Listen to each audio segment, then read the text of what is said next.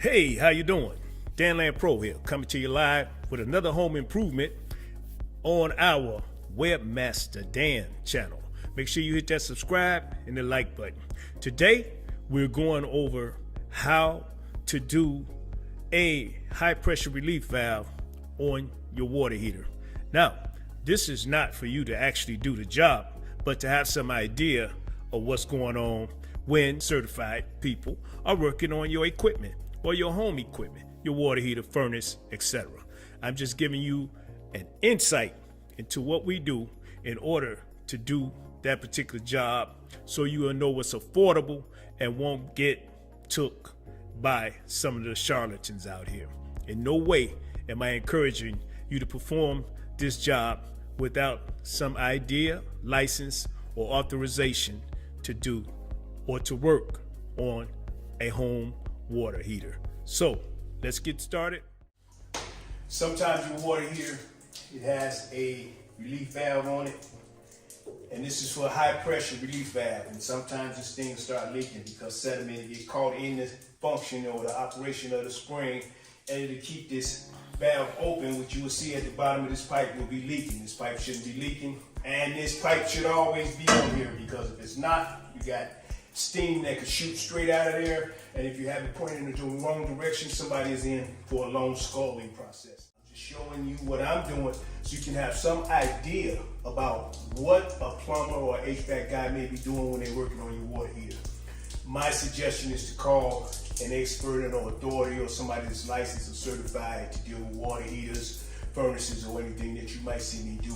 So again, disclaimer, this is just to make you knowledgeable of what could be taking place that may not be a major expense. We drained our water heater down, we cut our main water valve off, and we turned down the heat so the burners won't come on while we're working on this.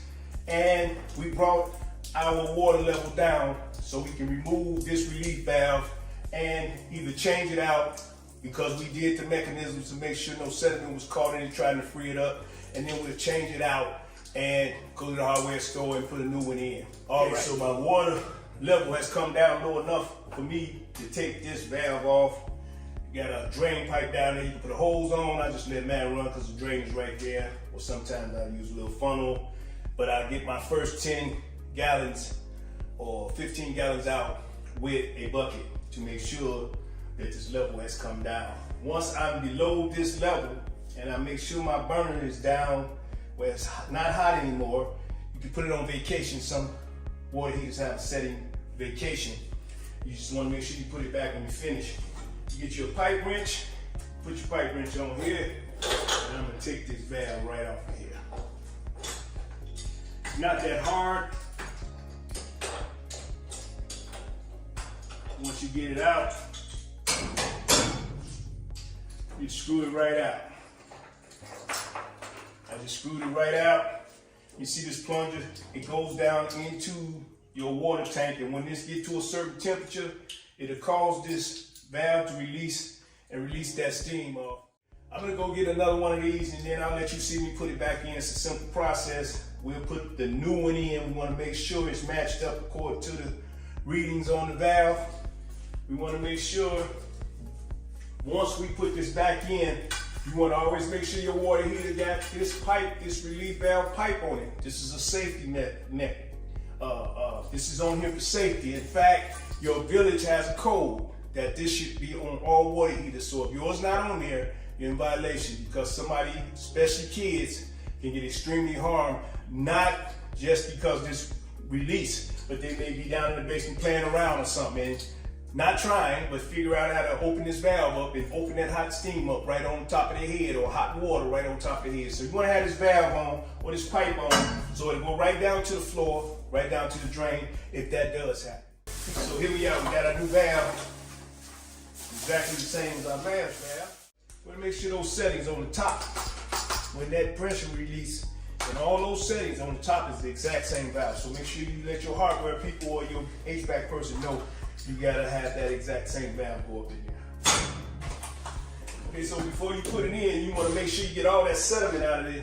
Try to make sure whatever you see, you pull it outward and not back in the tank, because if you do push it back in that tank, it's just gonna get up in that valve, and you're gonna have the same problem all over again. And here go the new valve. So you want to put that right up in there, right where you took it out of. Take your wrench. You don't have to bring it up too tight because you don't want to damage that port. You just want to get it where it's straight down, but at the same time, you don't want it too loose because you don't want it to be leaking. Then you have to go back and do some more work. After you get that in there, I'm gonna put my pipe back. And the same thing, I'm gonna clean this pipe off because over a period of time, you get oxidation, and this sucker here gave me a little time trying to get it out of there. See, you got a little crud around there on the pipe itself.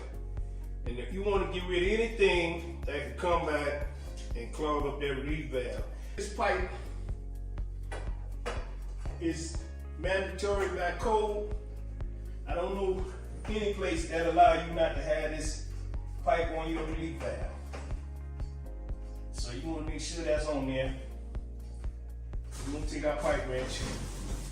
We're going to tighten that down. You want just enough where you're not endangering nobody. So you just tighten that down just enough. I'm going to turn my heat up. I'm going to open my relief valve as far as put my water back in the tank. Don't get too hard. You can hear it filling up.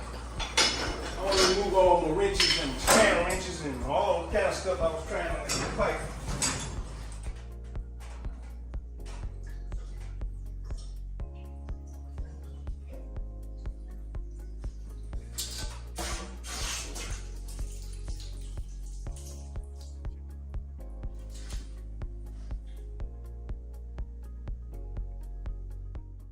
And that's what you see me do. You see me check the valve, because when you check that valve, when you open this valve, that valve should close right back and should no water be coming out the bottom. And that's how I can tell when a tank or a relief valve got a problem.